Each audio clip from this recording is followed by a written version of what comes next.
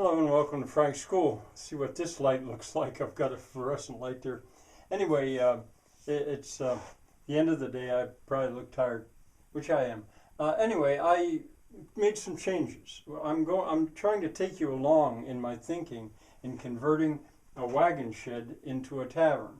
And what I've done, I darkened things that are pretty surely going to be permanent. The beams, these partial beams, these I think would be called groin ribs if it were in stone. In wood, I'm not sure what they're called. You can't see some of the struts from this angle. Anyway, I darkened them, but the main thing that I've changed is I gave up. I thought it was a bad idea ultimately to try to pack everything into that one bay. What I did, I figured out that I've got these places that I can pierce the floor without disrupting the framing. So I not in the middle, but here, and I think this is where I had it before I moved it. I moved it over there, so there's the chimney. This would be the furnace, this would be the cook stove, this would be the grill, this would be the hot water heater. And the stairs is the second thing that has to pierce the floor, the stairwell. And if I started here, instead of putting it against the outside wall, if I started here, I think I can make it so I've got head clearance. Well, I'll have to have head clearance here. And then the first step on the floor upstairs would be here. It will interrupt at least one, probably both of those struts, and this strut probably.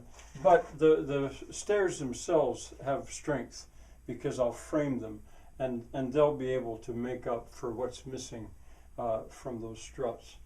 Not sure what else to show you that I've changed. The posts, I have a pretty clear idea how I'm going to do that. One thing I wanted to say though is when I was looking into framing, I thought, where have I seen this kind of thing done in wood? Portugal. I saw it in Portugal.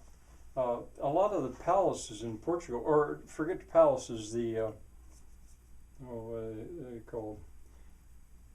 Ambulatories or cloisters, where people, monks or whatever, they walk around, or nuns, in a square, and in the it's like 4 hallways and 4 corners, and each one of those corners ends up being square.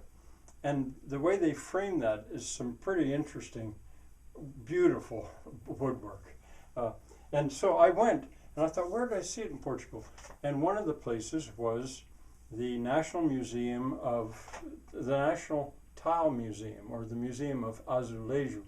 And I looked at it, and sure enough, I had been in there, and I saw it, and I had filmed it, although it's paneled. But that reminded me of what a wonderful city Lisbon is. If you were to go to one city, whether it's overseas or not, the one I would say, only one, I would say go to Lisbon.